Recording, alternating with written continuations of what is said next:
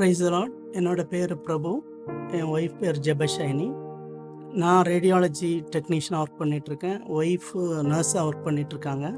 கர்த்தர் எங்களுக்கு 2 பிள்ளைங்களை கொடுத்துருக்காரு. நான் ஒரு சாதாரணமான ஒரு ஏழை கிறிஸ்தவ குடும்பத்தில் பிறந்தேன். எங்கள் வீட்டில் என்னையும் சேர்த்து நாங்கள் மொத்தம் 7 பேர். நான் தான் அதில் கடைசியானவன். எங்களுடைய குடும்ப சூழ்நிலை, எங்களுடைய வீடெல்லாம் ரொம்ப ஒரு பரிதாபமான நிலையில் இருந்தது. நல்ல மழையெல்லாம் வந்துச்சுன்னா நல்ல தண்ணியெல்லாம் வீட்டு உள்ள ஒழுவிட்டு இருக்கும். சாப்பாட்டுக்காக ரொம்ப கஷ்டப்பட்டோம் நாங்கள். ரொம்ப கஷ்டம். சில நாள் நான் ஸ்கூல் படிச்சுட்டு இருக்கும்போது எங்கள் அம்மா வீட்டிலேருந்து எனக்கு லிஸ்ட் எழுதி தந்து விடுவாங்க. கடையில் போய் வாங்கிட்டு வான்னு. நான் போய் கடையில் போய் கடன் தான் சொல்லுவாங்க, கடன் வாங்கிட்டு வான்னு பேப்பரில் எழுதி தந்து விடுவாங்க.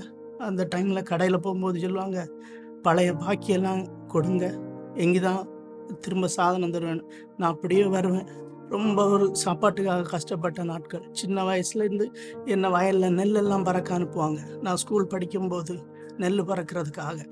அப்படி ஒரு லைஃப்பில் தான் நான் போயிட்டு இருந்தேன். ஏதாவது ஒரு வேலை கிடைக்கும்னு சொல்லிட்டு நான் சென்னைக்கு போனேன். அங்கே உள்ள ஒரு அப்போலோ ஃபார்மசியில் ஒரு வேலை கிடச்சி நானும் சந்தோஷமாக இருந்தேன். நான் அங்கே போன பிறகு தான் எனக்கு தெரிஞ்சிச்சு, என்னை ஹெல்ப்பராக தான் வச்சுருந்தாங்க. நான் 2 வருஷம் அந்த வேலையும் செய்தேன். ரொம்ப கம்மியான சம்பளம் தான் கொடுத்தாங்க.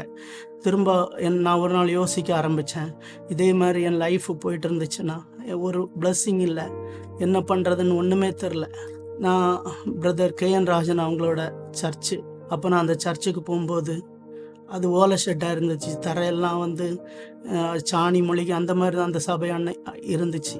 நான் அதில் போனேன், கடவுளுக்குள்ள ஆராதித்தேன். என் லைஃப்பில் முதல் சர்வீஸ் அட்டன் பண்ணிட்டு வரும்போது ஏதோ நான் ரிசீவ் பண்ண மாதிரி இருந்துச்சு.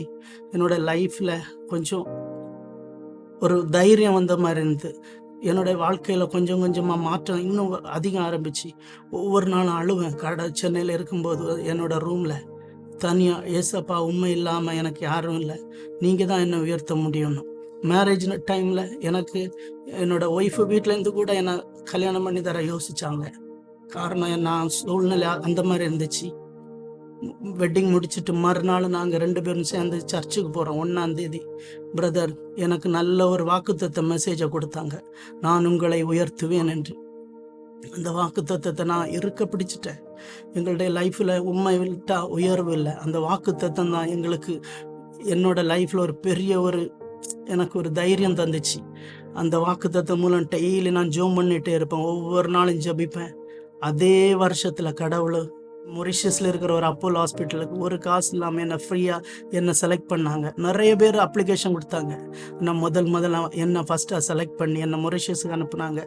அந்த வாக்குத்தத்தம் அதே வருஷத்தில் ஒன்றொன்னா படிப்படியாக நடக்க ஆரம்பிச்சுது.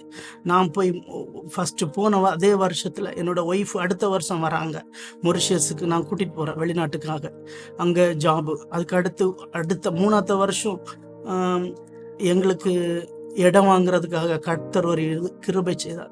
ஒரு நல்ல ஒரு இடத்தை தந்தார். தொடர்ந்து ஒவ்வொரு வருஷமும் அந்த வாக்கு தத்துவம் எல்லாம் அப்படியே எங்களுடைய லைஃப்பில் தொடர்ந்து வர ஆரம்பிச்சுது. ஒவ்வொரு வருஷமும் நாங்கள் தொடர்ந்து ஜெபம் பண்ணிகிட்டே இருப்போம். என்னுடைய ஜெப வாழ்க்கை இன்னும் அதிகம் ஆச்சு. கடவுளோட நெருங்க ஆரம்பித்தேன். கர்த்தருடைய பெரியதான கிருபையினால் 2014 பிரதர் இந்த வீடை பிரதிஷ்டை பண்ணாங்க. அவ்வளோ ஒரு சந்தோஷமான ஒரு நாளாக இருந்து என்னோட லைஃப்பில். காரணம் எத்தனையோ பேர் என்ன கேளனமா பேசினாங்க. கர்த்தரான தலை நிமிர செய்தார். அந்த வாக்கு தத்துவம் அப்படியே உயர்த்திட்டே வந்தார் ஒவ்வொரு நாளும். சில நாள் நான் டிரைவ் பண்ணிட்டு போகும்போது நான் யோசிப்பேன், ஒரு காலத்துல கை சிமெண்ட் சாந்தி சட்டியெல்லாம் தூக்குன கை இன்னைக்கு டிரைவ் பண்ணிட்டு போகுதப்பா. எல்லாம் உங்களுக்கு கிருபைனால தான் நடந்துச்சு.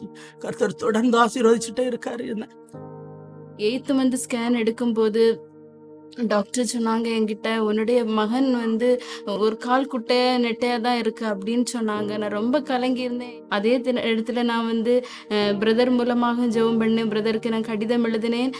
பிரதர் ஊழியத்தில் அநேகவர் எனக்காக ஜெபித்தார்கள். அப்பொழுது ஒரு நாள் அந்த ஹாஸ்பிட்டல் எனக்கு ஸ்கேன் பண்ணாங்க கடைசி நாளில். அப்பொழுது சொன்னாங்க, உன்னுடைய மகன் நீங்கள் நினைக்கிறத விட ஹைட்டாக தான் வளருவான், எந்த குட்டையுமே இருக்க மாட்டான், ஹால் கரெக்டாக தான் இருக்குன்னு சொன்னாங்க. நான் அதே அப்பொழுது நான் ஜெபித்தேன்.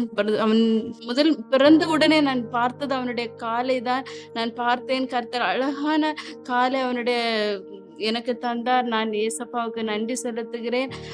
2010 என்னை கர்த்தர் வெளிநாட்டில் வேலை செய்ய அனுப்பி வைத்தார். நான் 2 இயர்ஸ் கான்ட்ராக்ட்ன்னு தான் போனேன்.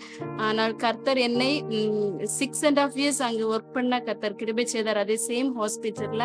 ஏசப்பா என்னையும் என் குடும்பத்தையும் இந்த சபையில வந்ததுல இந்த நல்ல ஆவிக்குரிய வாழ்க்கையில வளர்றதுக்கு ரொம்ப உதவி செய்தார். குப்பையில இருந்த எங்களுக்கு இந்த இடத்துல நாங்க இருக்கிறது ஒரு சாட்சியா எங்களை கடவுள் இந்த வீட்டுல வச்சிருக்காரு. மட்டும் உதவி செய்த தேவனுக்கு கோடி நன்றி.